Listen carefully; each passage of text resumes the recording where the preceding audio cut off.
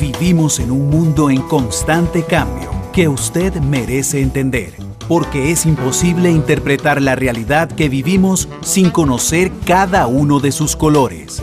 Porque muchos son los tonos de la actualidad. Presentamos Matices. Una producción de Noticias Monumental.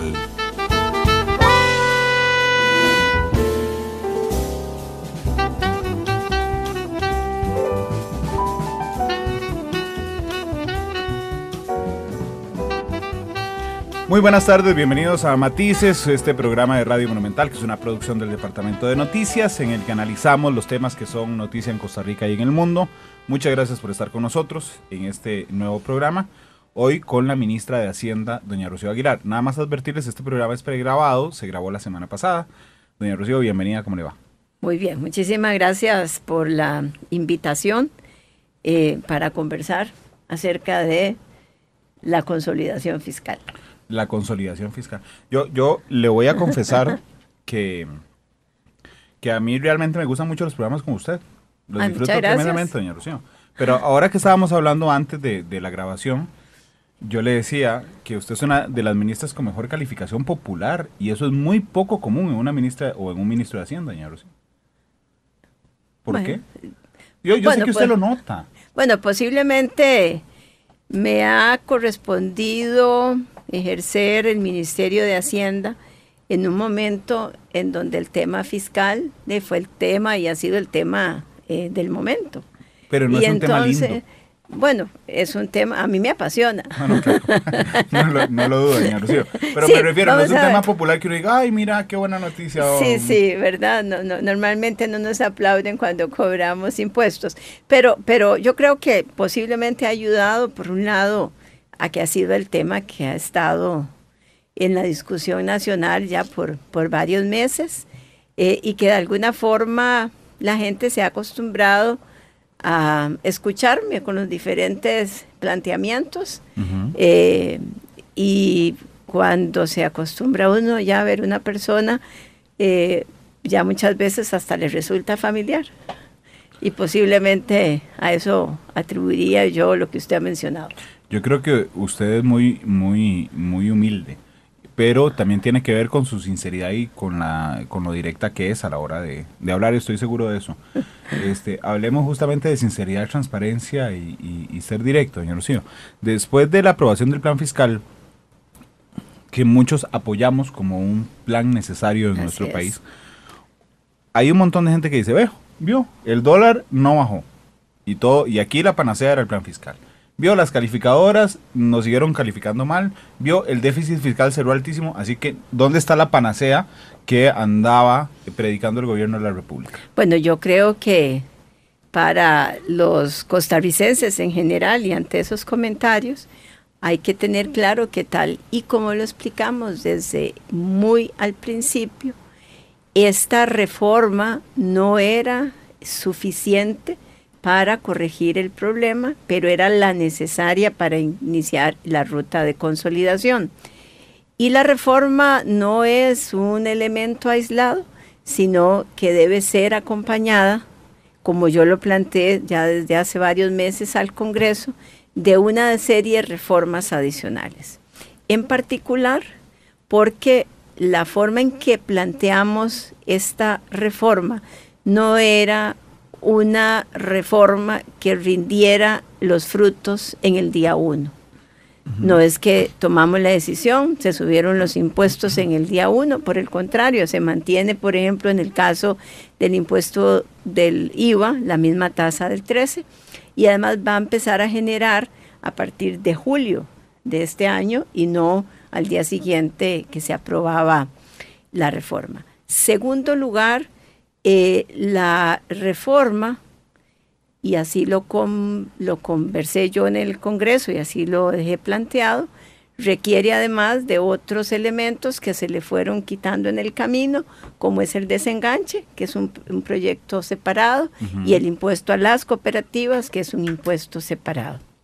Y en lo fundamental, un proyecto que tiene que ver con cómo atender las necesidades de financiamiento mientras los efectos de la reforma se van generando de manera plena. Esto no es en el año 1, sino nos va a tomar de 2 a 3 años.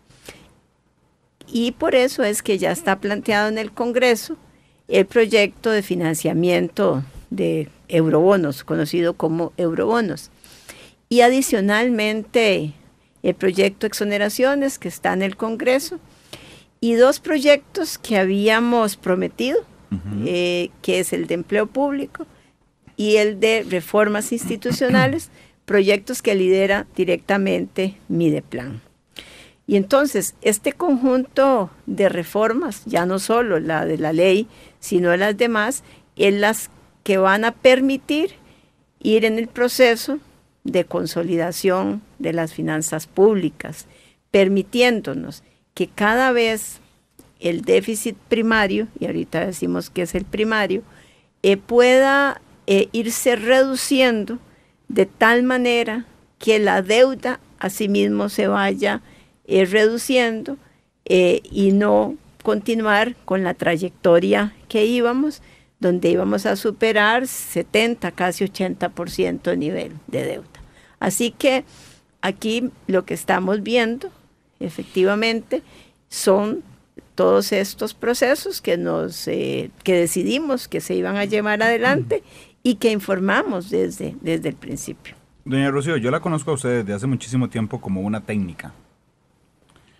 No estoy seguro, y por eso no me animo a decir que sí o que no, que tenga experiencia, digamos, en el ajedrez político en específico. Y entonces yo quiero preguntarle, porque realmente al gobierno le fue muy bien en el trámite del plan fiscal. O sea, no es un secreto que el otro día conversaba con Albino Vargas al aire. Entonces me decía, es que los diputados están enojados. Y le dije, ¿por qué están enojados? Y el plan fiscal pasó justo como tenía que pasar. No hubo atrasos, no cambió nada después de la huelga nacional. En su aprendizaje personal, ¿qué le dejó el trámite del plan fiscal? ¿Qué aprendió en el trámite del plan fiscal, doña Rocío? Bueno, realmente aprendí muchísimo. No es que aprendí una cosa. En particular, me parece lo importante que es la comunicación directa, sincera, creo que usted lo ha dicho, ¿verdad? Y la gente hay que decirle qué es lo que se quiere, pero sobre todo para qué. El plan fiscal no es un fin en sí mismo.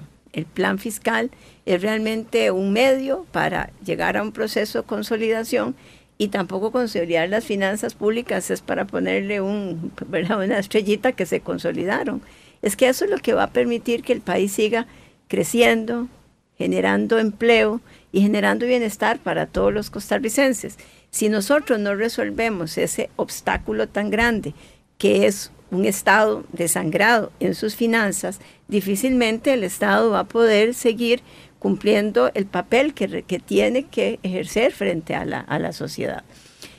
Segundo, creo que se contó, porque esto no, se contó con, yo llamaría el equipo, el conjunto de actores. Esto no fue solo Hacienda, o no fue solo la presidencia, o no fue solo el Ejecutivo, fueron los diferentes partidos que a través de sus diputados en el Congreso se comprometieron y entendieron que era más importante para el país resolver eso que simplemente decir que no y entonces quedar bien en el corto plazo con un grupo. Lo otro, se contó también con el apoyo de la Sala Constitucional en el sentido de que, analizado las diferentes consultas de constitucionalidad que se le plantearon, en todos los casos fueron hacia el lado donde no existían obstáculos para llevarlo adelante. Por supuesto, además, la capacidad de ver hacia el largo plazo y no el corto plazo, porque muchas veces cuando solo vemos el corto plazo y nos enfrentamos, por ejemplo, a una huelga, por resolver la huelga, podemos ceder. Y además ya no había espacio para ceder. Creo que se llegó al límite y no había otro camino, porque el siguiente camino efectivamente era una crisis de la cual le vimos prácticamente muchos de los síntomas. Pero tuvieron que ceder, A mí me hace gracia cada vez que he entrevistado después de la aprobación del plan fiscal al ministro de la presidencia, porque don Rodolfo usa una frase que a mí me llama mucho la atención. Siempre me dice, a mí y al resto de colegas, les dice, es que no aprobamos el plan fiscal perfecto, sino el posible. Bueno, y creo que efectivamente se aprobó el plan posible. Si usted me hubiera preguntado a mí cuál hubiera sido mi expectativa de ese plan, pues yo posiblemente hubiera planteado otro. Pero hay que entender que Otro finalmente, pues, y con efectos posiblemente más de corto plazo, tiene que esperarse un tiempo para sus efectos. Pero lo que le quiero decir es que al final del día, este plan lo tienen que aprobar una serie de partidos, ¿verdad? O sea, los diputados que representan diferentes partidos, diferentes ideologías, diferentes formas de ver los problemas, y entonces nunca se va a aprobar el plan perfecto. Puede ser que el perfecto para mí, además, no sea el perfecto para otros grupos. Y esto implica la capacidad de negociar, pero en un sentido que no es que voy a negociar y me olvido del plan porque la huelga ha durado muchos días, por ejemplo. Entonces, yo sí creo que esto permitió que los diferentes actores incidieran en el resultado final. Y si no se hubiera dado esa incidencia, posiblemente no hubiera habido resultado final. Claro, pero esa combinación de factores es inédita en Costa Rica. Es decir, cuando usted tiene un gobierno que tiene muy poquitos diputados en la Asamblea Legislativa y que el jefe de fracción de la oposición, Carlos Ricardo Benavides, casi que se convierte en el defensor a ultranza en la Asamblea Legislativa del tema fiscal, más la Sala Cuarta de manera unánime, sí, más el Poder Ejecutivo sin ceder a las presiones de la huelga, eso no es una situación que hayamos visto mucho en la historia del país. Bueno, uno podría, yo quisiera decir que esto no es un accidente, sino que ojalá sea una forma en la que hacia adelante podamos seguir resolviendo los problemas y las cosas, porque tal vez esto asoma a que el famoso multipartidismo, ¿verdad?, que siempre decíamos que parte de la complejidad es el multipartidismo, es que el multipartidismo ha aprendido cómo poder trabajar de manera conjunta, no porque lo van a hacer en todos los temas, lo harán en unos de una manera y en otros de otra manera. Y lo otro, creo que los diferentes actores entendieron claramente que es que ya no quedaba otro camino posible si queríamos efectivamente evitar una crisis que era inminente. O sea, ya es que tampoco había mucho espacio. Entonces, fueran 10, 15 o 20 los diputados de gobierno, o 4, no cambiaban las circunstancias. Yo además lo anoto en que se tuvo ya sea por la necesidad o valentía, de arrancar con este tema desde el inicio.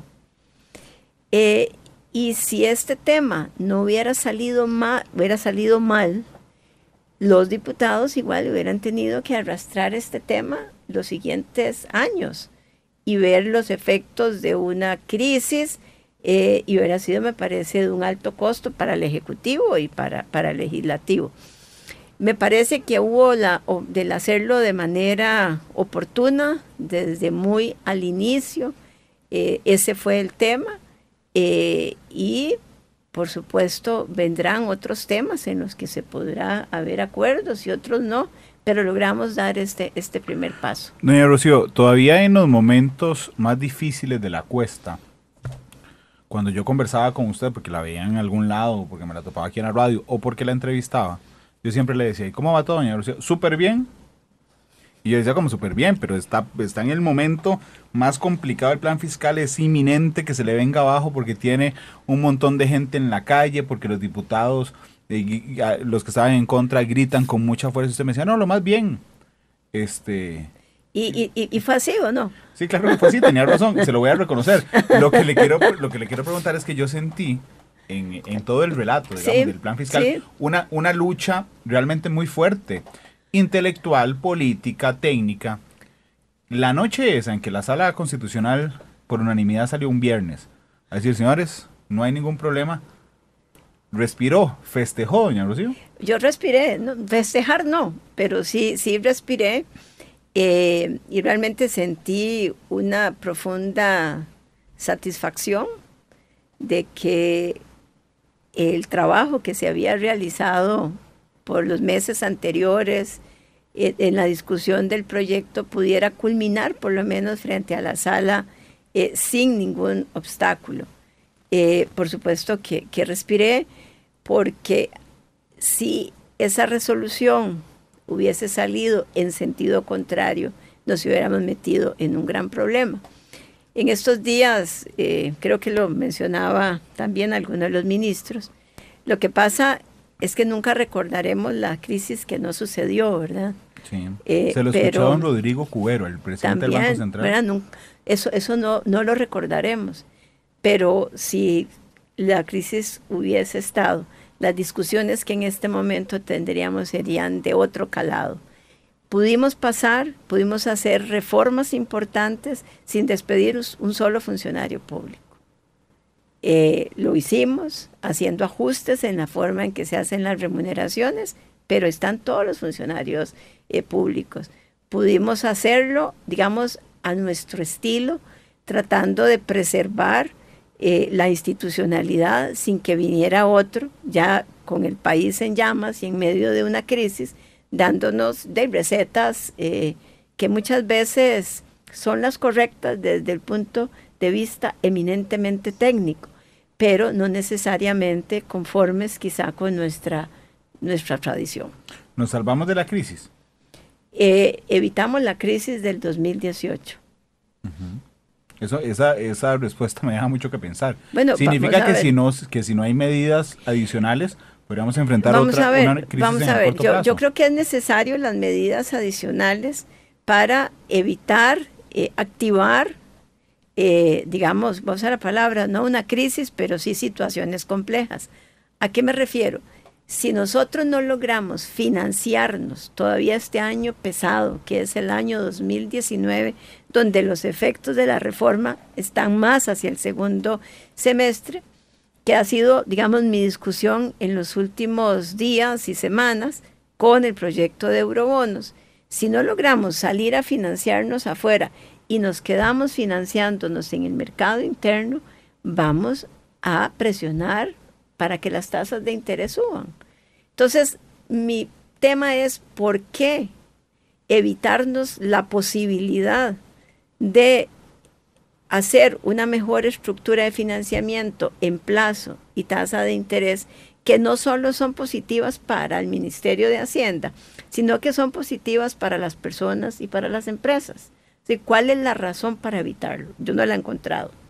Entonces, si no logramos hacer eso, si no logramos hacerlo oportunamente, pues entonces volveremos a situaciones, yo no diría de una crisis, pero sí situaciones más complejas en donde va a implicar mayores sacrificios de parte de todos. Hablemos de los eurobonos, si me permite. Primero quisiera que nos explicara de manera sencilla, doña Rocío, ¿qué son los eurobonos? Vamos a ver, los eurobonos son, usémoslo así, de manera muy sencilla. Es una vía para, en lugar de financiarme solo en el mercado interno, el mercado costarricense, en el mercado doméstico, pueda tener acceso a mercados internacionales.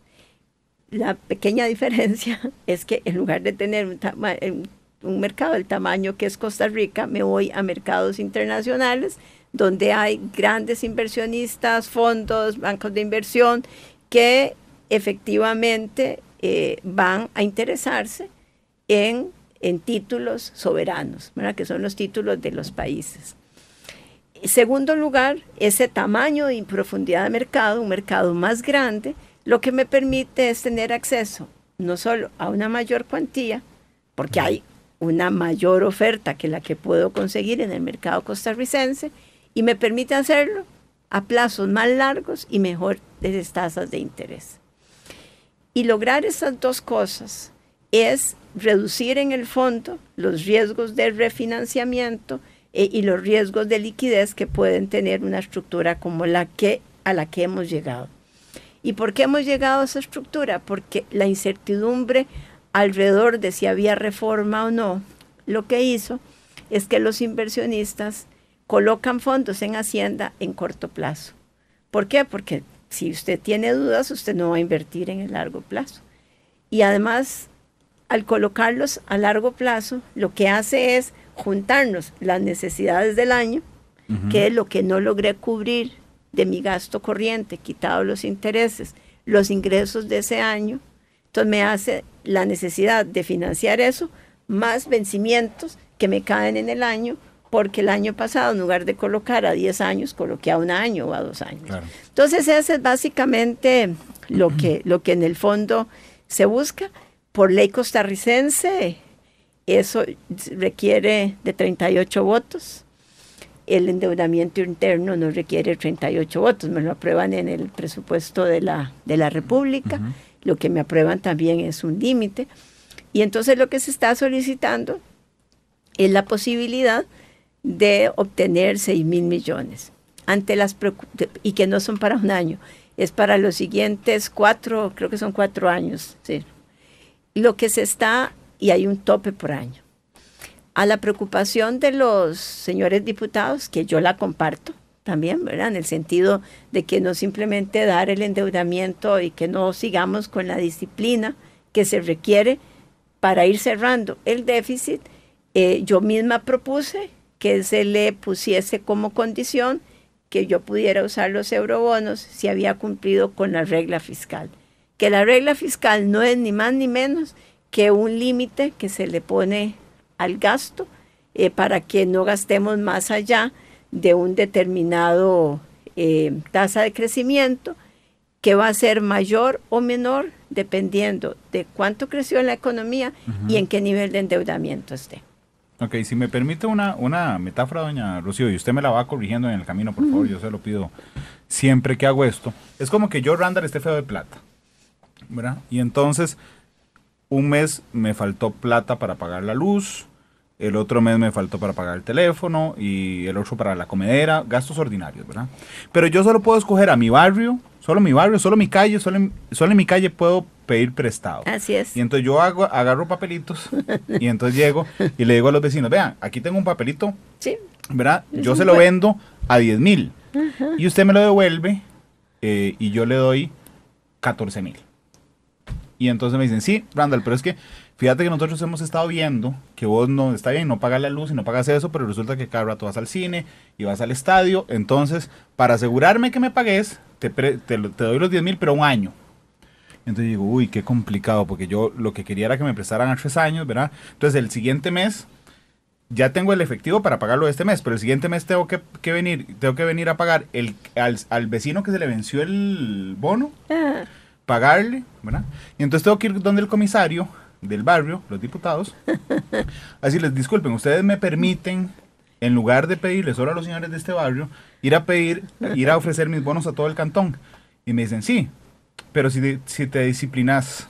Entonces yo les presento un plan fiscal, sí, y les digo, bueno, aquí ya está, no vuelvo a ir al cine en todo el año, al estadio tampoco, veo los partidos por televisión o los escucho en radio, y entonces yo me comprometo a esto. Entonces me dicen, bueno, ok, entonces vamos a pensarlo, si le permitimos en lugar de estas personas que solo le prestan 1 año, salir a todo el cantón y tal vez encuentre gente que no le cobre 14,000 sino 12,000 y que en lugar de 1 año se lo preste a 5 años. Y a una tasa más baja. Sí, por eso no tengo que pagar 14, sino 12, 11. Sí. Y entonces, pero el comisario me dice, bueno, deme un chancecito para ver si usted es tan disciplinado que eso que me firmó aquí lo empieza a cumplir. Sí, y eso es básicamente lo que se dice. Mire, ya para el año 2019, ustedes saben cuál es mi presupuesto, y el presupuesto en todo caso es el límite de gastos que tiene el gobierno. Yo no puedo gastar por encima del presupuesto. Si quisiera gastar más del presupuesto, tengo que ir a la asamblea con un extraordinario y decirle, mire, voy a gastar más, y me decir con qué lo va a financiar. Y tengo que decirle si lo va a financiar con ingresos frescos, llámese impuestos, o lo voy a financiar con más deuda. Y volviendo al ejemplo que usted decía, y para un gobierno que lo que tiene son 10 diputados, difícilmente los 10 diputados del gobierno me van a aprobar el presupuesto. Yo necesito del concurso de más diputados. Esa es una garantía. Es decirle al comisario, vea, si yo gasto más, usted se va a dar cuenta. Así es. No, y no puedo. Sí, porque usted va a tener que darme permiso para gastar más. Okay. Además, tome mi tarjeta de débito. Y usted le puso el límite a mi tarjeta. O sea, yo no puedo gastar más allá de lo que tiene la tarjeta, para poner ese ejemplo. Y entonces, me van a decir, pero claro, este año usted tiene aprobado el presupuesto y ya yo sé cuál es su presupuesto. Entonces le dije, bueno, mire, y además para el segundo año, no solo el presupuesto, sino la que yo me porte bien. Y yo se lo voy a mostrar porque cumplo con la regla fiscal, que es lo que la ley de fortalecimiento tiene, que además es un cuidado de cuánto más, o una exigencia de cuánto más puedo o no gastar. Y eso es básicamente lo que se le dijo al Congreso. El Congreso sabe cuáles son mis necesidades de financiamiento, y en todo caso, si yo no logré convencerlos en el segundo año, yo soy la que sufro el castigo, porque no voy a poder tener acceso al, como usted dice, al financiamiento de todo el cantón, y voy a seguir en la posibilidad de financiarme solo en el barrio, que además en el barrio no solo me financio yo, en el barrio se financian otros. Y entonces cuando dicen, mire, esta necesita recursos y le subo la tasa, pues le subí la tasa a todos. Claro. Eso es más o menos. Porque además entonces, va a ver a Randall decir, no, este tipo está desesperado, le puedo cobrar lo que sea, que me va a decir que sí. Así es. Y lo otro, porque algunos dicen, no, le apruebo solo un año.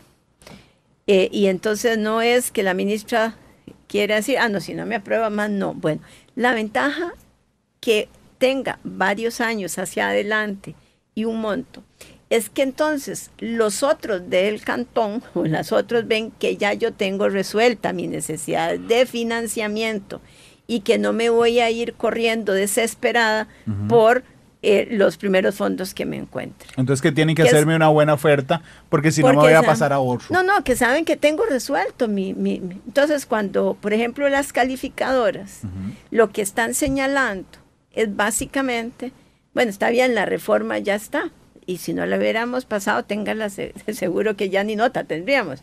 Pero lo que están diciendo, usted salió de este problema y salió bien de ese problema. Salga y demuéstrenos que hacia adelante va a tener cómo financiarse. Y saben que si me quedo solo en el mercado local, pues voy a tener que levantar mi costo, y si levanto mi costo, más me alejo de ir corrigiendo la situación de déficit y me meto en el círculo vicioso, y más me alejo de lo que más preocupa a los inversionistas, que al final no es el déficit, sino el tamaño de la deuda. ¿Y cuántos ingresos genero yo, llámese los impuestos, como proporción de la deuda que tengo? ¿Usted cree que si le aprueban eurobonos sea una buena señal para las calificadoras internacionales? Es excelente para todos, para los internacionales y para el mercado local. Claro. Es excelente porque le dice, ya tiene una solución a su financiamiento. Porque puede ser, pongámoslo así, digamos que la reforma me hubiera permitido terminar con déficit cero, es decir, que mis ingresos del año cubren mis gastos del año. Aún arrastro la deuda. Y la deuda no es una deuda que se generó en un año, es una deuda que se viene generando de varios años atrás, después del superávit del 2008, y todos los años fuimos acumulando. Y como no resolvíamos el problema, la deuda se fue haciendo más grande y más grande, hasta superar lo que se llama el límite natural, que es cuando usted lo ven con una deuda de más del 50%, ya usted está enjaranado. Está enjaranado. O bien como cuando usted va al banco y le dicen que usted necesita que su salario cubra tanto. Bueno, eso nos está pasando. Tenemos un problema con los ingresos y la cuantía de nuestra deuda, y además es una deuda que va a ir creciendo si no logramos que mis ingresos, o sea, lo que me ingresa a mí en la semana, me alcance, o en el mes o en el día, me alcance para cubrir mis gastos normales. ¿Por qué? Porque son los gastos sin los intereses, ¿verdad? Que son aquellos que me permiten no seguir agregándole más deuda a la deuda. Claro, pero en el caso de las calificadoras, doña Anuncia, el ejemplo que le di a mí me parece que es como que yo diga, voy a ir a pedir al cantón, ¿ok? Pero resulta que estoy rezando cuando voy a pedir a un vecino que decirle, ay, por favor, que no se meta a la página de la subjefe, que no se meta a la página de la subjefe, porque no me va a encontrar en la calificación más baja, pero me va a decir, resulta que tenés problemas, ¿verdad? Y entonces yo le voy a decir, sí, claro que tengo problemas, pero yo ya le presenté, ya tengo un plan para salir de ahí, y entonces el que me va a prestar, inclusive, o llama a la subjefe y digo, hey, señores, ¿me pueden limpiar de ahí? Es que ya tengo un plan para pagarlo, y me dicen, bueno, pero es que no has pagado ni el primer monto del arreglo del pago, entonces, espérese un toquecito y lo vemos. Vamos a ver, eso es como decir, mire, ya yo tengo trabajo y voy a tener ingresos para pagar mis gastos normales. El problema es que como todos esos días, esos meses que estuve sin trabajo, viví de afiado, ¿verdad? Sí, claro. Esa deuda que acumulé es la que necesito poder pagar. Y entonces, ya las calificadoras, volviendo a ese ejemplo, saben que mis ingresos van a ir cubriendo mis gastos. No en el año 1, voy a hacerlo en un plazo como de 3 años. Entonces, eso le dan un ok. Pero el tema es cómo voy a enfrentar la deuda que había acumulado. Y entonces, como esa deuda la tengo, no es que me vence toda mañana, claro, pero vence un buen porcentaje en los siguientes 4 o 5 años, la preocupación, y es por eso que los eurobonos se convierten en súper importantes. Es más, el simple hecho de aprobar la ley, por supuesto que va a ser más cuando vaya al mercado, pero ya aprobar la ley lo que va a decir, este país ya tiene resuelto su problema de financiamiento de los vencimientos que tiene en los siguientes años. Y por lo tanto es confiable. Y cuando alguien me pregunta a mí, yo digo, sí, le puede pagar. Entonces, por lo tanto, o sea, ya no solo porque hizo para que sus ingresos le alcanzaran para sus gastos, sino porque el problema de la deuda que tenía lo va a ir resolviendo porque la acomodó de tal manera que no le vence todo dentro de un año.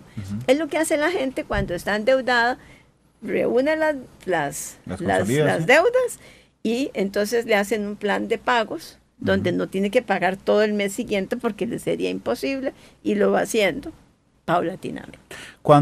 Hablemos de política, ¿con cuántos votos cuenta Eurobonos? En ese instante usted dice, bueno, tenemos 25, nos falta convencer a 13. Estamos trabajando todavía con las diferentes fracciones. Ya yo fui a la primera comisión y en esa comisión me pidieron que cambiara el proyecto, que tomara el proyecto anterior y más o menos lo eliminara, y se eliminó, ¿verdad? Que lo incinerara.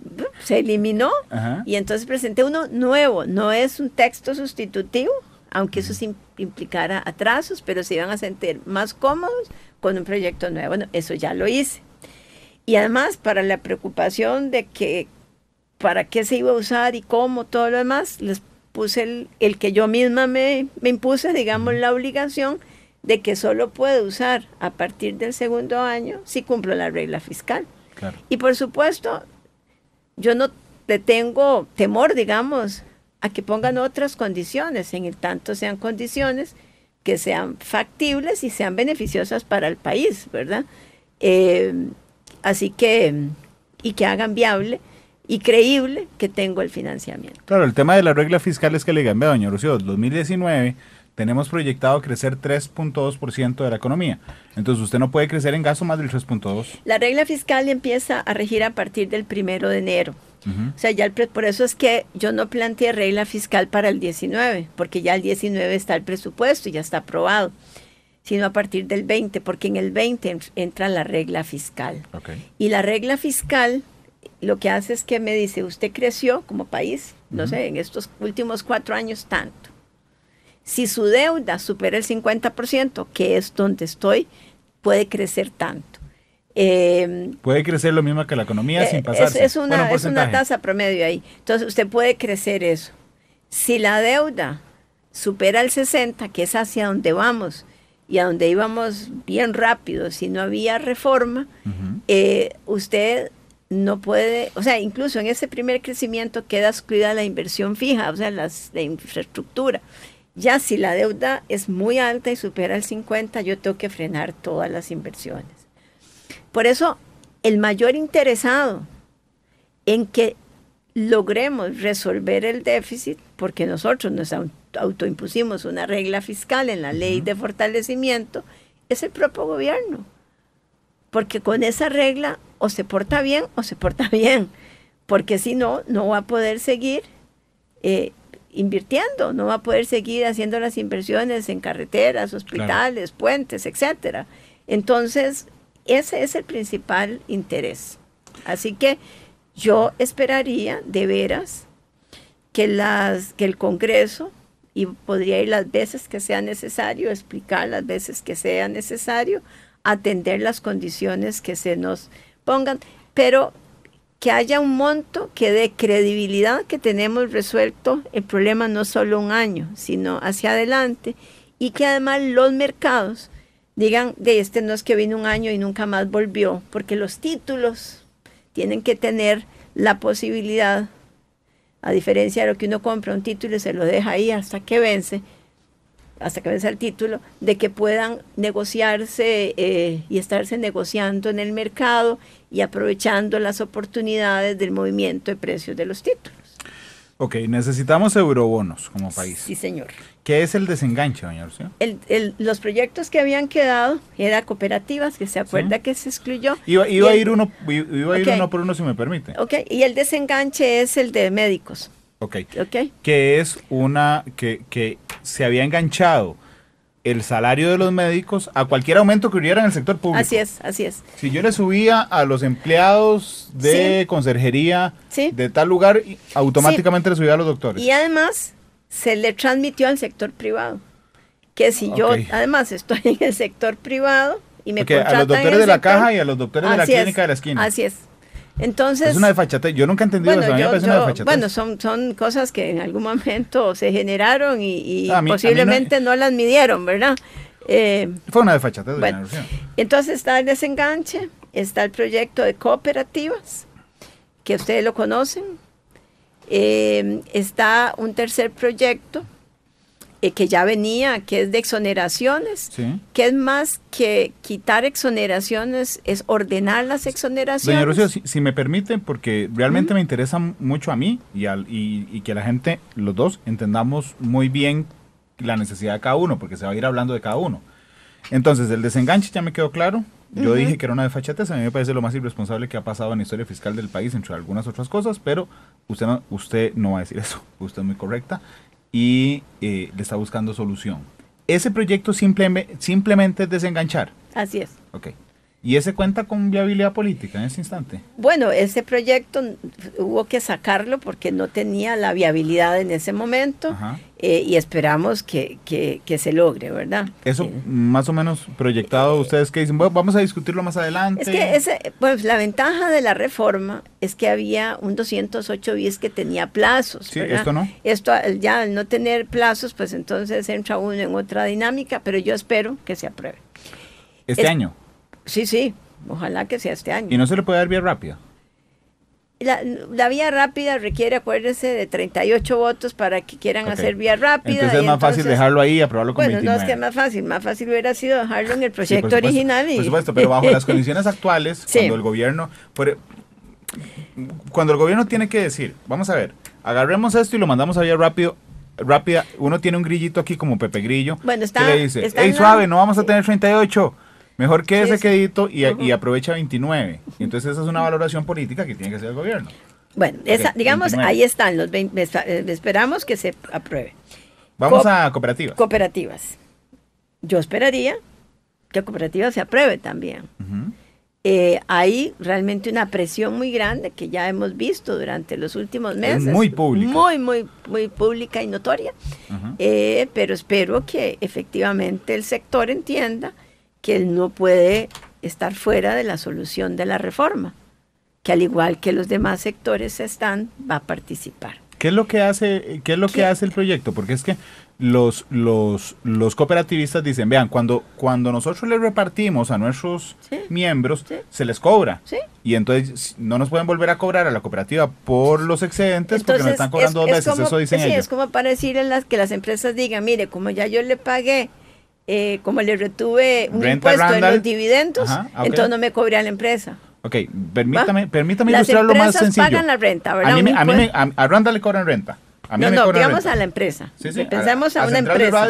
A una empresa le cobran impuesto de renta. Ajá. Y cuando la empresa distribuye a sus accionistas, claro, que sería el equivalente, aunque no les gusta la equivalencia, a los asociados, ajá, a los accionistas se les retiene el impuesto a los dividendos. En el caso de los asociados, igual, se les cobra un impuesto, pero entonces es cobrarle el equivalente a la renta a las cooperativas. Okay. ¿Por qué? Por eso es que no hay una doble imposición. Entiendo. ¿Cuál es el argumento de ellos que los hace especial para que todas las empresas de este país paguen, así como usted lo acaba de explicar, y ellos no? ¿Cuál es su argumento? El argumento es que es el de la propiedad, de que todos los de que son asociados, que no generan un lucro, aunque sí generan esos excedentes, como lo generan las empresas, que generan un fin social, ¿verdad? Como lo hacen las empresas que generan empleo, igual, ¿verdad? Pero básicamente me parece que son argumentos que yo le diría, entonces, en ningún lado del mundo las cooperativas pagan impuestos. Uh-huh. Porque sería eso. Y según entiendo yo, porque yo lo investigué, las cooperativas pagan impuestos en otros lados del mundo. Porque además, las cooperativas, ¿qué usan del Estado? Uh-huh. ¿Las carreteras? ¿Todo? ¿Con qué? Todo, igual que las empresas. Por eso. ¿Y quién forma a la gente que trabaja en las cooperativas? El Estado, a través de la educación.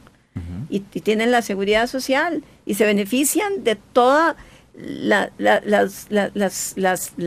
inversiones que hace el Estado. Y esas inversiones las pagamos todos. ¿Por qué el sector cooperativo no tiene que contribuir? Esa sería otra forma de verlo. En todo caso, eso es una discusión que está en el Congreso. Pero me parece, si me lo permite, que es la más difícil por la presión que hacen las cooperativas. Sí. Como fue difícil pasar la reforma por 15 o 16 años. Sí, no, estoy de acuerdo. Pero digamos, de lo que queda pendiente, me parece una de las más complicadas. Bueno, bueno, todos pueden ser complicados, ¿no? Pero ahí está la discusión y esperamos que se apruebe. Se ha ido debilitando, pero como pasa muchas veces con los proyectos de impuestos, pero yo espero que contribuyan de manera solidaria como lo hace el resto de la sociedad. Doña Rocío, hay algo que no entiendo y le agradecería que me lo explique. Ellos dicen que no tienen un fin de lucro, ¿verdad? Porque, digamos, las ganancias no se generan... No se generan como... Sí se generan, pero, digamos, no las registran como una ganancia, sino como una repartición de las utilidades de un año, ¿verdad? Como excedentes, sí. No le llaman utilidades, le llaman excedentes y se lo distribuyen a sus miembros. O sea, en el fondo es exactamente lo mismo, solo que se llama diferente, ¿no? Sí, bueno, obviamente hay diferencias importantes. Yo no podría simplemente asimilarlas a que es una empresa, ¿verdad? Es una empresa. Pero es igual, la acumulación y tienen acceso a financiamiento, puede ser de los mismos asociados o puede ser que tengan financiamiento en el sector bancario. Y cuando van a los bancos a pedir esos excedentes se demuestran ante el banco como ingresos, ¿no? Sí, lo que muestra como su capacidad de generación. Pero en todo caso, uh-huh, esa es la discusión en que están. Ha existido una fuerte oposición, por supuesto, del sector por contribuir a la sociedad como lo hacen el resto de las pequeñas empresas. Uh-huh. Cuando incorporamos las cooperativas, incluso les dimos un tratamiento de pymes, de pequeñas empresas. No es que tienen la misma tarifa que tienen el resto de las empresas. En todo caso, ahí está el tema. El desenganche lo vimos. Uh-huh. Exoneraciones, más que la eliminación de exoneraciones, aunque se eliminan algunas, es un ordenamiento de exoneraciones y busca, así lo incorporamos, y creo que está la moción incorporada, que las exoneraciones tengan un plazo de caducidad o de vencimiento, de tal forma que nos obliguemos, pasados 5 años, por ejemplo, a a reevaluar si todavía ese sector es clave para es para darle clave, una exoneración. ¿verdad? O se la damos a otro sector. Doña Rocío, pero por ejemplo, discúlpeme que vaya frenando, el desenganche, ¿cuánto nos deja? No recuerdo de memoria. Bueno, no importa, pero Sí. digamos, es un Todo- monto importante. Vamos a ver, no es solo lo que nos deje, Ajá. porque el desenganche no es que Es nos más el deja. mensaje. No, es que nos evita Ajá. el desequilibrio que se va armando en las remuneraciones. Ok. Porque no es que me deja... Un montón de... No le corre la aguja. No me corre la aguja, ¿verdad? Para afecto, es un asunto de ordenamiento. Las cooperativas es cuando sus excedentes sobrepasen los 250 millones de colones. Sí, entonces, no recuerdo el monto de memoria, pero finalmente, como lo plantearon, es un grupo pequeño de cooperativas las que va a lo que van a contribuir. Pero eso sí es lo que nos deja. Porque, Sí, digamos, sí, el sí, Estado sí. no estaría dejando de gastar en nada, simplemente estaría Sí. obteniendo. Y luego el de exoneraciones, acuérdese que la exoneración es lo que se llama un gasto tributario, que es aquel que no me tiene que pagar el impuesto que pagaría otro que hace algo similar. Y entonces ahí lo que se trata es decir, sí, el Estado efectivamente está interesado en contribuir para que este sector o esta actividad no me pague impuestos, porque genera tal beneficio a la sociedad, ¿verdad? Pero lo importante es que efectivamente, cuando yo lo evalúo y pasan varios años, haya generado ese beneficio y ya no requiera de ese beneficio para seguir adelante. Claro, permítame, yo soy un fiebre de las metáforas y usted lo sabrá. A veces me salen mal y por eso siempre le pido a la persona con la que lo estoy haciendo que por favor me corrija. Doña Rocío, pero digamos, es como para que Costa Rica sea vital un sector que no existe aquí, no sé, la creación de videojuegos. Y entonces uno dice, claro, pero es que la creación de videojuegos, hay un montón de países que están intentando atraer empresas de creación de videojuegos que a nosotros nos darían 5,000 empleos inmediatamente, y entonces para chinearlo y volverme más atractivo yo, le digo, vea, usted tiene 7 países para escoger, pero yo lo exonero. Okay. Entonces digamos que eso pasó en 1960, porque era clave para nosotros.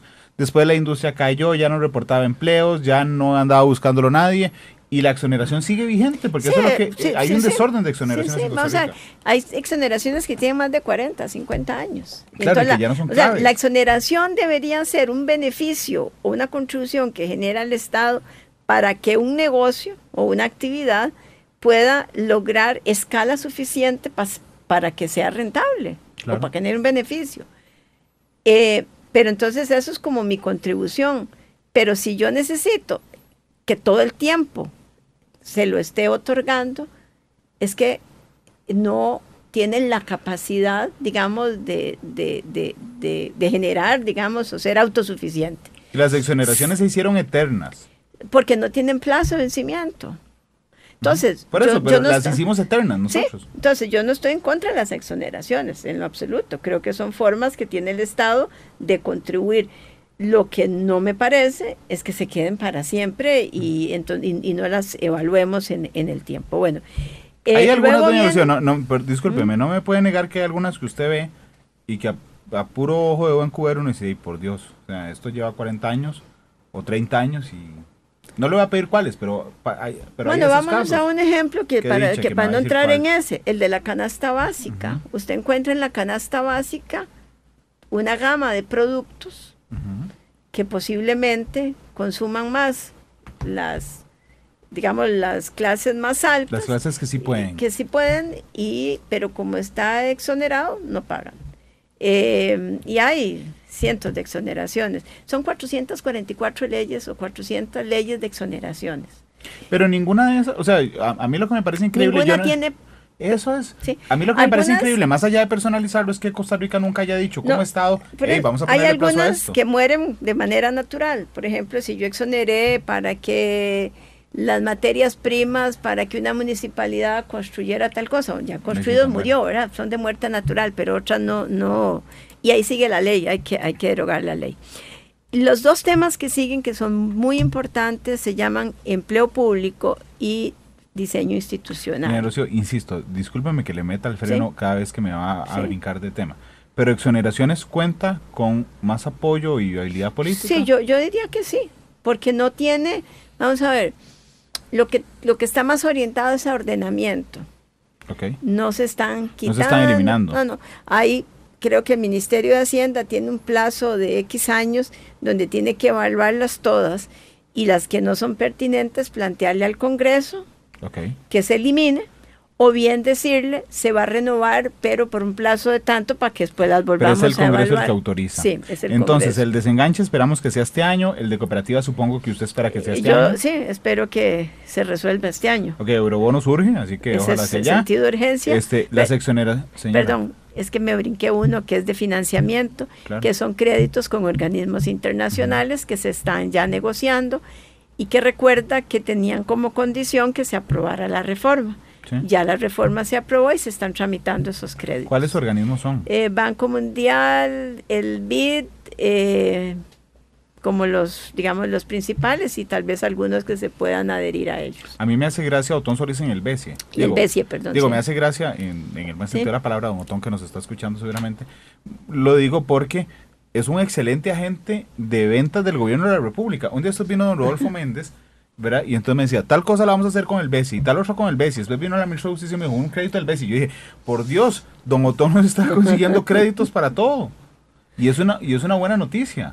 Bueno, vamos a ver, siempre va a ser una noticia que los créditos se usen para inversión y además que se ejecuten bien y se ejecuten rápido.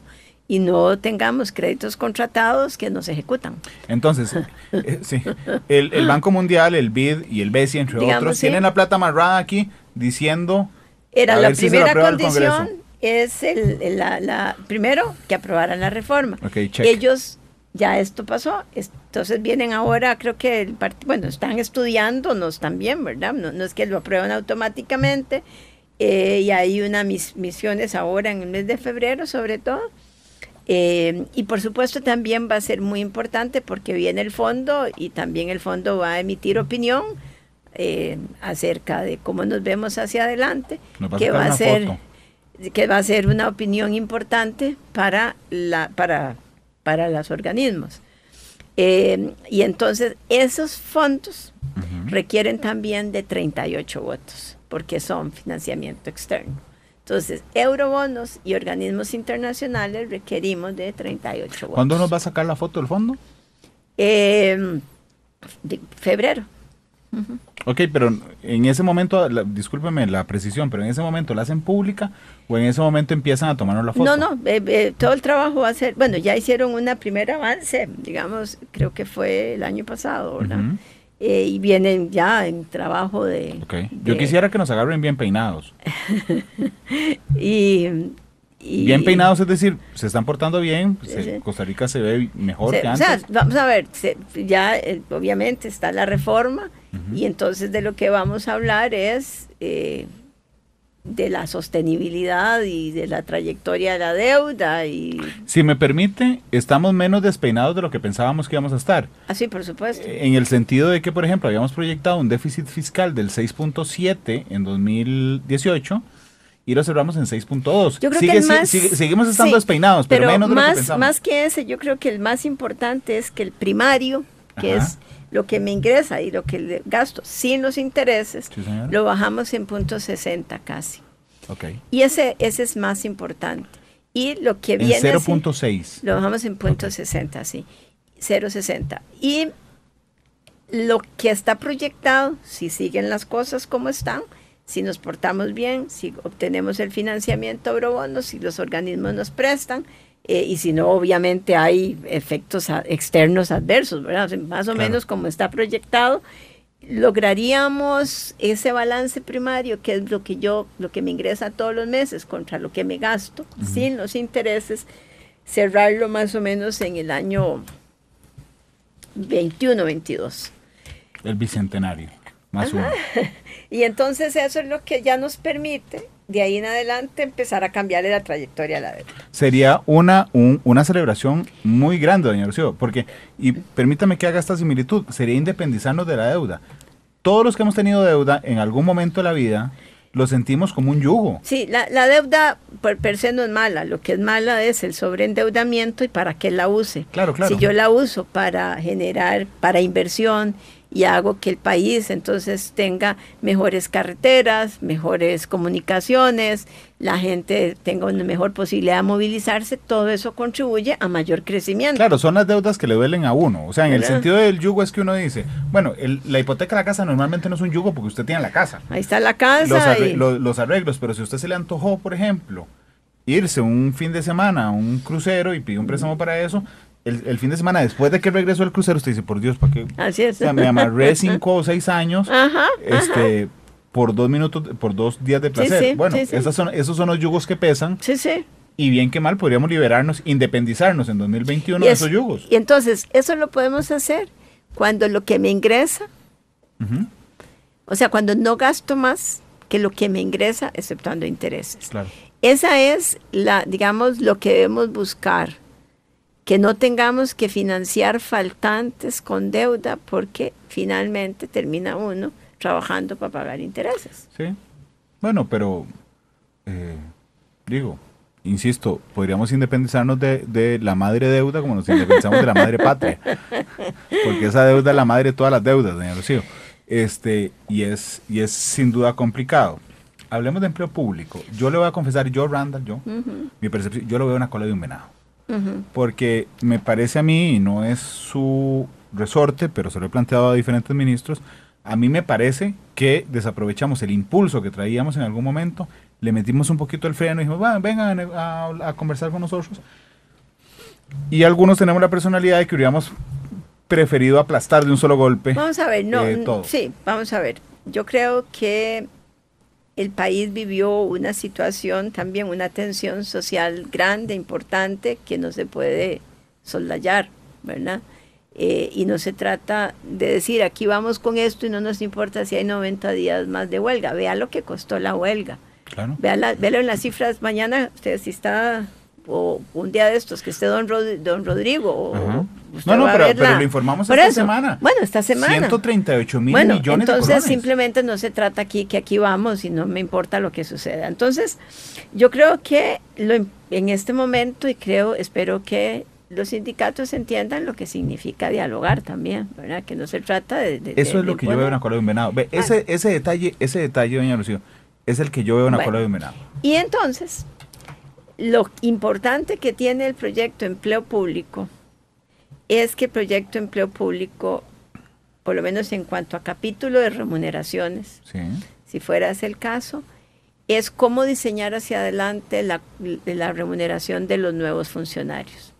Segundo, cómo ordenar, tiene que ver más con eficiencia y ordenamiento que con remuneraciones. A mí me parece que el tema de remuneraciones ya estaba en el plan fiscal. O sea, lo grueso de esto ya pasó. Ya pasó. O sea, la reforma del empleo, lo que podía ser remuneraciones con los funcionarios activos, ya pasó. Entonces, lo que viene tiene que ver más con ordenamiento, eficiencia, con evaluación del desempeño, con vinculación, con desvinculación, con política pública, con rectoría. Entonces no hay un solo funcionario público que pueda venir a Matices a decirme, ese me afecta, porque va a afectar solo a los que ingresen a partir de ese momento. Sí, vamos a ver en cuanto, o sea, así se está pensando en la parte, si digamos se avanzara, y es parte de lo que se está evaluando, hacia salario único, por ejemplo, o una mayor parte del salario, siendo el salario y la mínima beneficios adicionales. Claro.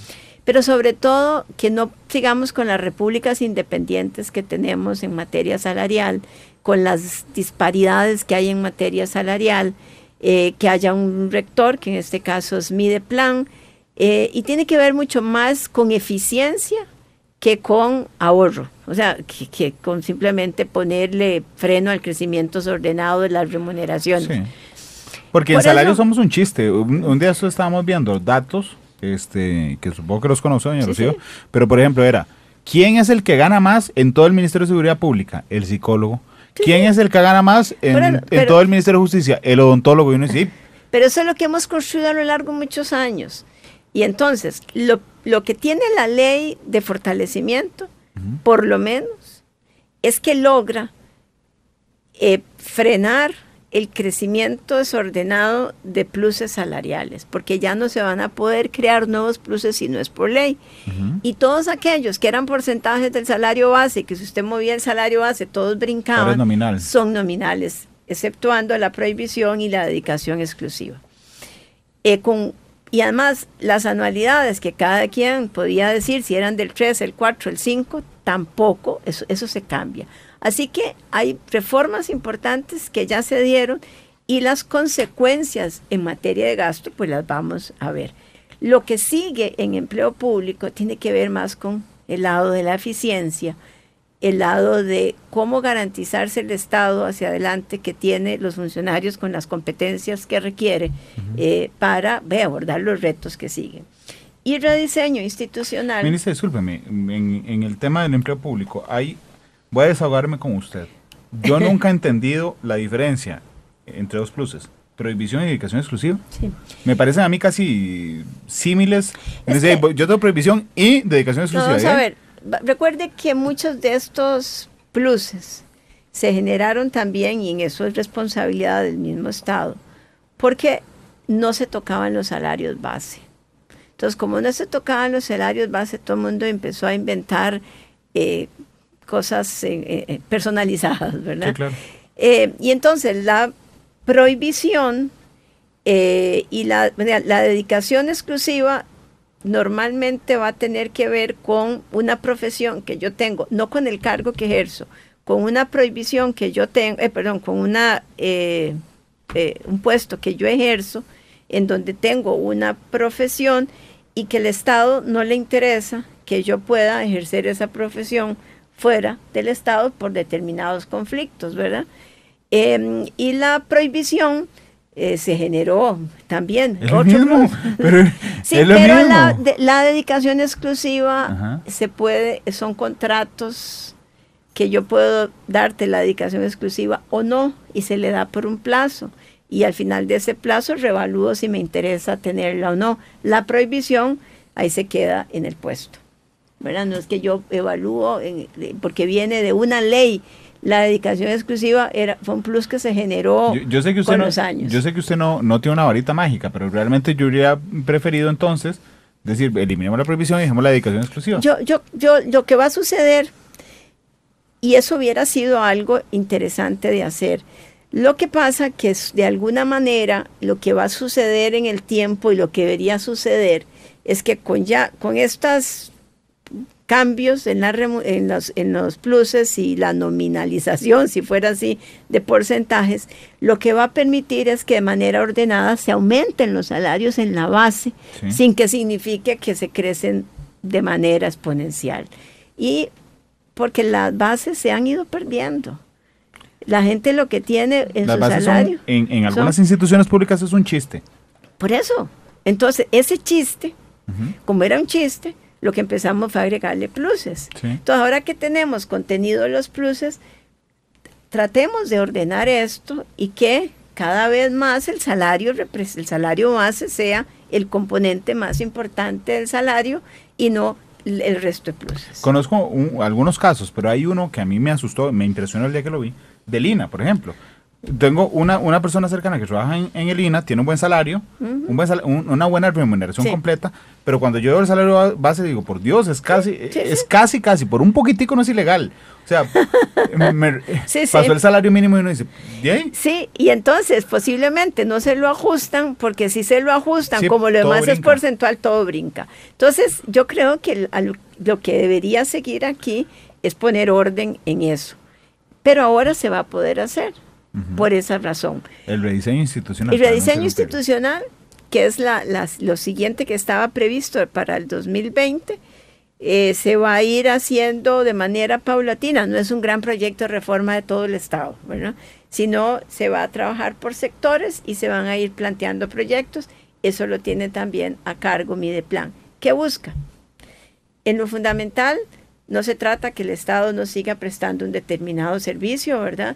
Sino de que si yo estoy prestando un servicio, no lo preste con dos instituciones que hacen lo mismo, 2 o 3 instituciones, 3 o 4 programas, y que al hacer ese rediseño reduzca el costo administrativo. ¿Para qué? Para que eso pueda ir al beneficiario final. Porque uno se pregunta cuánto del dinero que llega a estas instituciones que forman parte de de transferencias sociales a sector social se queda en gastos administrativos y cuánto llega a los destinatarios. Y eso lo hace poco eficiente. Lo que se trata es efectivamente poder llegarle más al destinatario, no porque subo los impuestos y tengo más ingresos, sino porque soy más eficiente en los ¿Esos gastos administrativos incluyen remuneraciones? Gastos administrativos es todo. Ok, entonces podría pensarse que un rediseño institucional podría generar salida a funcionarios públicos. Vamos a ver, o podría generar la no, ¿cómo se llama? La no sustitución. Claro, que se vayan. O el reacomodo para otros que requieran. Bueno, permítame ir a una pausa comercial, porque nos quedan, ¿cuánto llevamos? Ok, nos quedan como 14 minutos de programa y el Ministerio de Hacienda es muy grande como para solo hablar del tema fiscal y quisiera aprovechar un ratito para hablar de otros temas. Así es que vamos a la pausa y regresamos con doña Rocío. Porque la realidad tiene muchos tonos, matices.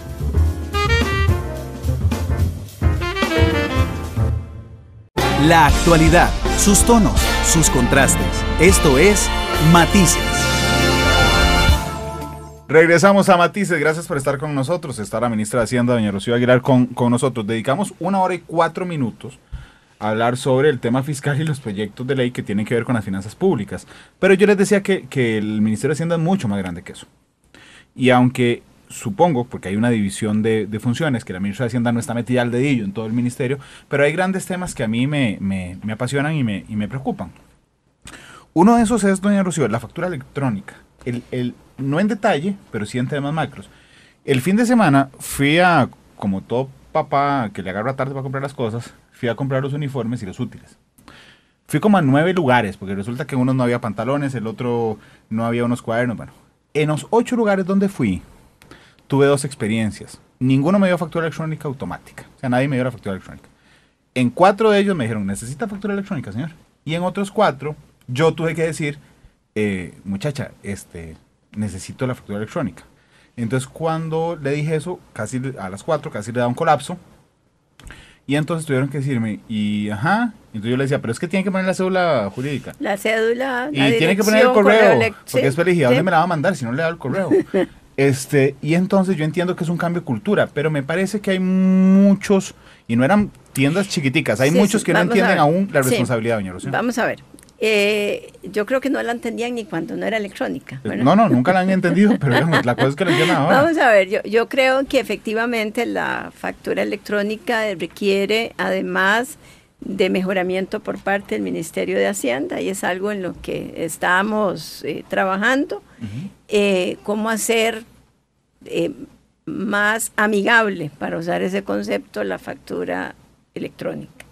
Está dentro de nuestros planes de acción de este año 2019, que aprovecho que estamos sometiendo a escrutinio público, para usar esa palabra, los grandes objetivos estratégicos del ministerio, para la que la gente pueda opinar sobre esos objetivos que tienen que ver evidentemente con evasión, tienen que ver con un gasto más eficiente, tienen que ver con financiamiento, y un mejor, y temas más de carácter institucional. Pero no solo la factura electrónica, todo el concepto de mejorar los ingresos no solo tiene que ver con que si tengo más impuestos, sino cómo los cobro de mejor manera, cómo combato la evasión. Y la ley nos dio nuevos instrumentos, ¿verdad? Como es el IVA, que nos va a ayudar muchísimo, pero para combatir la evasión no solo necesito del IVA y de mejorar en factura electrónica, sino en general en todo el proceso de digitalización y de un sistema mucho más inteligente de riesgos por parte del ministerio, porque el ministerio nunca va a tener la capacidad de ir detrás de cada contribuyente. Eso forma parte de nuestras estrategias en las que estamos trabajando para este año 2019 y en adelante, que es cómo mejorar la recaudación, cómo combatir de mejor forma la evasión, cómo hacer grandes transformaciones en aduanas, ¿verdad? Para que las aduanas no sean un obstáculo, ¿verdad? Para el comercio y efectivamente podamos hacerlo de mejor forma. También estamos trabajando en la parte de gastos y la parte de gastos pasa por los procesos de compras públicas. Y los procesos de compras públicas requieren realmente, más allá de tener un sistema electrónico, compras mucho más inteligentes, eficientes y cómo se garantiza el Estado que la compra que está realizando es la compra al mejor precio posible para ese bien. También estamos trabajando en presupuesto por resultados. Estamos desde hace ya varios años, el país tiene esa deuda y en este año hay un plan piloto para que en el futuro el Estado deje de presupuestar que este año gaste tanto y el otro lo multiplico por tanto más y ese va a ser mi gasto, sino invertir, gastar en aquello que me va a generar un mejor resultado. Porque además los fondos cada vez van a ser más escasos. Entonces ahí tenemos presupuesto, tenemos compras públicas, tenemos el área de ingresos.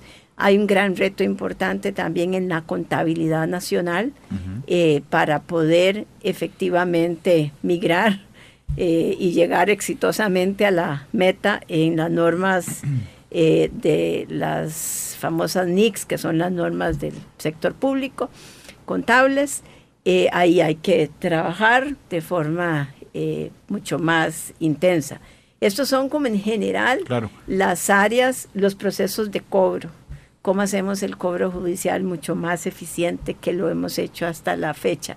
Cómo integramos todo el área de ingresos y cómo es que nosotros vemos aduanas por aquí, tributación por aquí y el cobro por allá. Eso tiene que ser un solo, o sea, tiene que ser procesos integrados, porque si no lo que hace la gente es que ya yo hice mi función y allá sí cobraron, perfecto. No, el cobro debería ser lo último. La mayor gestión tiene que hacerse en la vía administrativa y no en la vía judicial. Ya cuando usted judicializa un caso, no solo hay que meterle más plata, sino que hace más compleja su recuperación. Pero ahí hay equipos hoy día diseñando a partir de los objetivos estratégicos que nos planteamos, cuáles van a ser las acciones, cuáles van a ser las metas que nos vamos a imponer, cómo las vamos a medir y cómo las vamos a seguir evaluando. Doña Rocío, discúlpeme, pero es que hoy ando muy ceñido. Y entonces quisiera volverme a, enfocado en un tema en particular, quisiera devolverme un segundo a factura electrónica, que insisto, no, mi pregunta no tiene que ver con el detalle sino con la decisión política en general.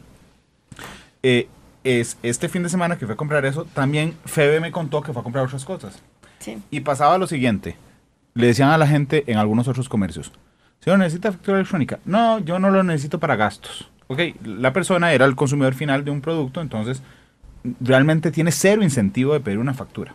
Ok. Y entonces, un día de esos que estaba conversando con el Colegio de Contadores Públicos, su fiscal, estábamos conversando y me hizo una idea que a mí me pareció muy interesante. Y me dijo, Randall, yo pago renta aquí en Central de Radios. No puedo poner como gasto nada, ¿verdad? Porque, digamos, ya está calculado.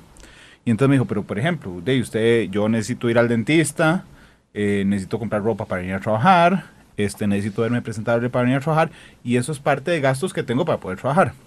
Entonces me dijo, hasta que no pasemos algo donde usted, que le retienen renta y que no es independiente, pueda registrar un gasto, decir, sí señores, pero o sea, yo no voy a pasar el súper de la casa por gasto, pero la ropa que uso para venir a trabajar sí, o el internet que tengo que tener en la casa para trabajar sí, hasta que eso pase yo no voy a tener ningún incentivo en pedir la factura. Vamos a ver, yo creo que los incentivos no deberían estar asociados a que yo lo pido para poder deducirlo. Pero en el momento, sí, por eso, pero eso forma parte de la cultura que hemos desarrollado durante muchos años. Y que la gente entienda que efectivamente yo no le pedí la factura, no me importó, pero ese que está dejando de contribuir, que podría estar dejando de contribuir, ¿sí? A quien me afecta es a mí, a quien afecta es a mis hijos, por la calidad de la educación, esto me parece que hay que irlo transformando completamente. y además que la gente sienta el riesgo de incumplimiento. No solo porque cree en que está contribuyendo, sino que siente el riesgo de incumplimiento. Y esa sensación de riesgo de incumplimiento es un trabajo que la Hacienda debe generar.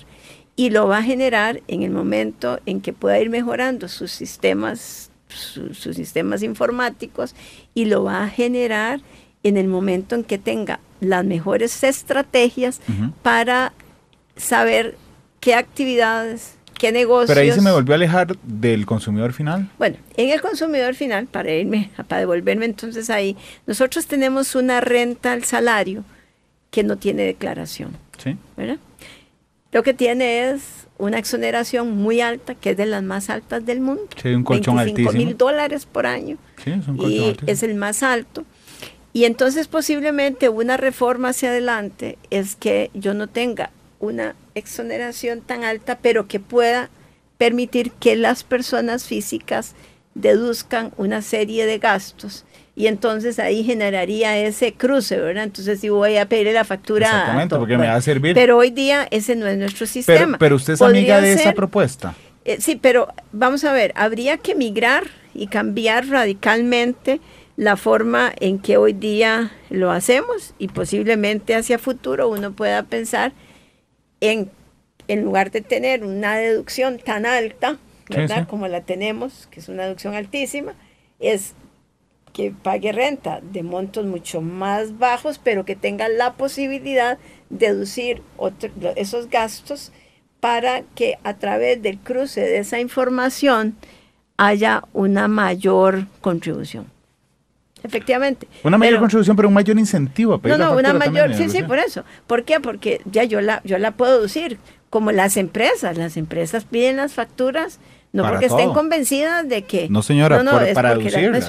Eso es. Por supuesto, pero hace poco fui a Panamá, fui a un lugar de comida rápida, y entonces llegué y le pagué la pequeña hamburguesa que compré, y entonces la muchacha me da la factura, y yo hago lo que siempre hago, y discúlpeme que se lo confiese al ministro de Hacienda, y me guardé las monedas en la bolsa, agarré la factura y le iba a botar, y la muchacha me dijo, hey muchacho, y me señaló un rótulo que hay en la ventana, y en la ventana decía, al usuario final que no se le encuentre la factura será multado con un equivalente a no sé cuántos dólares. Y me dijo, tiene que guardarla, porque si lo agarran aquí saliendo sin factura, lo multan. Bueno, a mí tampoco me parece ese castigo que es punitivo, pero de alguna manera es de alguna forma, aunque sea por miedo, de que el usuario final pida factura. Aquí realmente no, o sea, yo entiendo que no debería ser por eso, doña Rocío, pero bueno, es así. vamos a ver, son mecanismos que van a empezar a generar ese cambio cultural. Pero usted es amigo, o sea, lo que quiero saber es, usted me dice, uno podría pensar, yo lo que quiero saber es si usted dice, mira, sí, estoy convencida de esto, vamos a impulsarlo, o no, este gobierno no se va a meter en eso. Vamos a ver, yo creo que deberíamos de ir hacia ese camino, pero todavía yo terminaría de consolidar esta reforma, y no me pondría a hacer otra reforma de inmediato, consolidar esta reforma. Tenemos prácticamente en los siguientes meses, muy pocos meses, para sacar una cantidad importante de reglamentos, para hacer transformaciones a nivel tecnológico, que nos van, digamos, que nos obliga este cambio. Eso significa que no. Pero vamos a ver. En su gestión no. Bueno, ¿cómo se llama? Podríamos... Depende cuánto logremos avanzar con esta, uno lo podría plantear en la gestión, ¿verdad? Asumiendo que yo me quedo, ¿cuántos que me falta? ¿Cómo se llama? Esto dura 4 años, ¿sabes? Sí. Asumiendo que estén los 4 años, entonces no sé, tengo plazo. Yo le estoy contando 3 años más. Bueno, pero lo que quiero saber, y un día de esos alguien me dijo, es que Randall le saca a la gente lo que quiero oír. Yo no quiero sacar lo que quiero oír, lo que quiero saber, para mí puede ser una prioridad, pero usted tiene todo el derecho de decir, a mí no me parece una prioridad. Vamos a ver, me parece importante, pero no es mi prioridad en este momento, y sí deberíamos migrar hacia eso. Pero mi prioridad en este momento es implementar la ley que nos aprobaron en el Congreso recientemente, poner esa ley a generar y efectivamente demostrar que el IVA y su trazabilidad va a reducir la evasión. Se nos acabó el tiempo, gracias, don Víctor. Y apenas usted estaba a medida, usted terminó la frase y Víctor Peralta me dijo, listo. Doña Rocío, muchas gracias por venir. No, muchas gracias por la oportunidad de conversar de estos temas con todos los costarricenses. Como siempre, yo disfruté mucho el programa. Igual, gracias. Y la pregunta más fácil de toda la entrevista, doña Rocío, ¿cuál canción va a escoger para terminar? Ya hablamos de el tema de los niños del coro. El tema de los niños del coro. Así es que con esta preciosa melodía de una película muy famosa, nos vamos de Matices. Hasta luego, nos escuchamos en el siguiente programa. Feliz tarde.